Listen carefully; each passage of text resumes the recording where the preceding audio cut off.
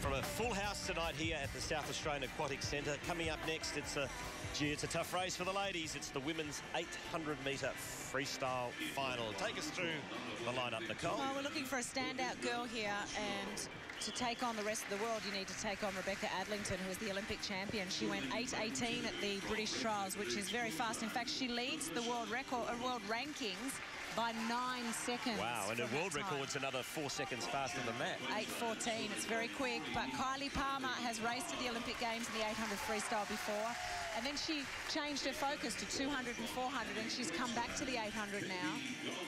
Katie Goldman's yet to qualify. This is her big chance. She has a great personal best time of 8:22, so she can do it. Jess Ashwood from the Sydney Olympic Park or SOPAC Club. Brant Best is her coach. He's a sprint coach with all those boys and girls sprinting, but he's also taking on a distance from a Remy Fairweather. What a story. She's 14 years of age. Trains on the Sunshine Coast. Laura Crockart in lane number 7 is from the Ride Carlisle Club. Made finals last year. And Amelia Gould, lane number 6, is also in with Brant Best, so she's a training partner in with Jess Ashwood. This is a longer distance, quite obviously, so it gives you a bit more time to get into tactics and pacing and courage as well. Take your marks. It's the women's 800-metre freestyle final. Again, 2 places up for grabs at the London Games. Top of your screen in lane 1 is Parslow, Belinda Parslow. Melissa Gorman in lane 2. KYLIE Palmer, who's already qualified for London's, in lane 3. Katie Goldman in 4. Jessica Ashwood 5. The 14-year-olds in lane 6, Remy Fairweather. Laura Crockart in 7 and Amelia Gould in lane 8, closest to the bottom of the screen. Well, some people are talking about Remy Fairweather in lane number 6 having a real chance to make this Olympic team. She went 8:31, 8 minutes and 31 seconds back in February, and broke Hayley Lewis's 14-year-old Australian record. I don't mean it stood for 14 years, 14-year-old age group. So she is a sensation. Of course, Hayley went on to win an Olympic medal. She won silver in 1992. In the Olympic Games. So this girl is a real star. There she is. She's only a slip of a thing. She's really tiny and just grabs at the water and has a really good power to weight ratio, which allows you just to fly across the water. In fact, she reminds me of Janet Evans in her prime. Yeah, in terms of her stroke and her power to weight ratio. Goldman first, Palmer second, Ashwood third after the first 100. But Australia has a wonderful history in this event. Some of the Aussies, well, the Aussies to hold the world record. Lorraine Krapp, Isla Conrads, Karen Morass, Shane Gould, Jenny Turrell, Michelle Ford, Tracy Wickham, some of the biggest names we've ever produced in this sport. And that Tracy Wickham world record stood for such a long time. And in fact, it was broken by Janet Evans only in 1987. So it almost did 10 years, which was just phenomenal. Who's medalled for Australia in this event? Yeah, we've had some great Olympic medalists. Shane Gould back in 1972 when she won 5 Olympic medals, 3 of them gold. She won silver in the 800 free. Michelle Ford won gold. That's the first one I remember dreaming about going to the Olympic Games. I saw Michelle Ford win gold in 1980. Julie McDonald, a great race in 1988 to win bronze. She's here this week, Jules. She has been here, and the other one is Hayley Lewis. And when you think about our success in the 800 freestyle and swimming in general, we've always had them paired. Julie McDonald and Janelle Alford, Tracy Wickham and Michelle Ford. There's always been 2 of them. Throw in there Hayley Lewis and Stacey Gardner. Oh, you see the names that are in there with KYLIE Palmer and Katie Goldman and Remy Fairweather in 3rd place at the 200-metre mark of this 800 metres freestyle. Well, we've got some nice facts on Remy. We'll hold them off to later in the race, and hopefully she can, well, finish very strongly and perhaps even steal a place. You mentioned that she might even be an outside chance to sneak a place in London. Yeah, very much so, and she would make her the youngest female on our team. And Mark Howard, you're down on pool deck, and I know that Lee Nugent has been very pleased with the trials this week, but when he stands back and he looks as a past youth coach at someone like Remy Fairweather, mixing it with KYLIE Palmer and Katie Goldman, gee, he must be excited by this. Indeed, just down next to Lee in the coaches area. Nicole was just mentioning Remy Fairweather at 14 years of age. As a previous youth coach, you must look at this and get very, very excited, Coach. Yeah, it's fantastic. She's a young girl. Often you get a young girl that can break out in the distance events, and she's been coming since she was 12. So she's in with some pretty good company here, though, tonight. So if she can get up, it'll be a magnificent result.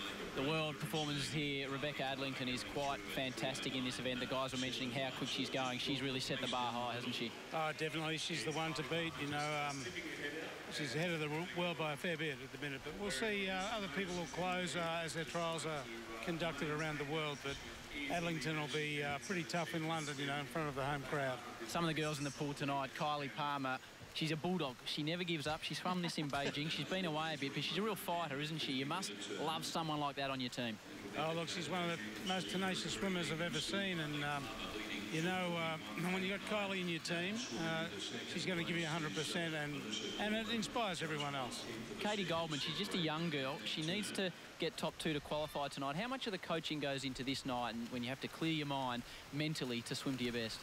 Yeah, well, it's got to come together in that moment. So Dennis, he's always worried about getting this right and that right, and tweaking things. But Katie's a proven performer, and I think she'll be right up there tonight in this. What do you look for? You've got all sorts of stats and numbers and spreadsheets, and you're looking very official over here, but you spend all your time looking at the water. What type of things are you looking at, Nugget?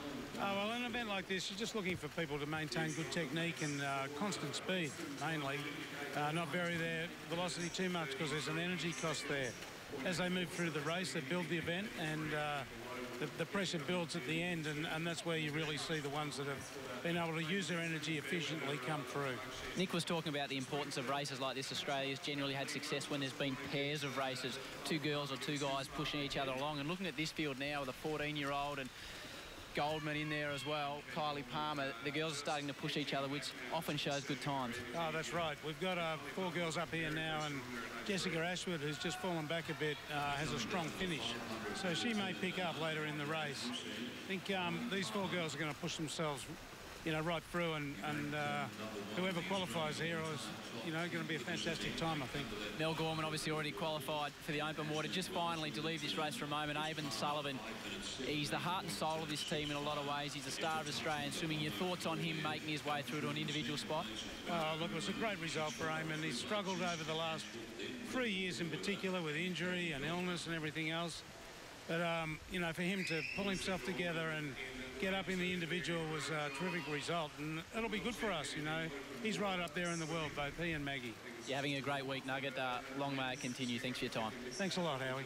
So as we touch at the 550-metre mark, it is Palmer in front now. As Howie touched on, Melissa Gorman's already qualified for the Olympic team in the 10-kilometre open water event. She was the first Australian female named in our team for 2012. And she has represented Australia at the Olympic Games in open water and also pool swimming. So she's raced the 800 freestyle for Australia before, but KYLIE Palmer has been setting along a really nice pace in this 800 freestyle. I thought for a moment that nobody was willing to go, and then suddenly KYLIE Palmer went and Melissa Gorman tried to go with them. Melissa may not have, and she's in lane 2, she may not have the same kind of turn of pace. Speed, yeah. Yeah, but Jessica Ashwood certainly would have good turn of pace. Having said that, though, I watched Melissa Gorman win gold in the 1500 freestyle at the Pan Pacs in 2010, and she can turn it on when she wants to.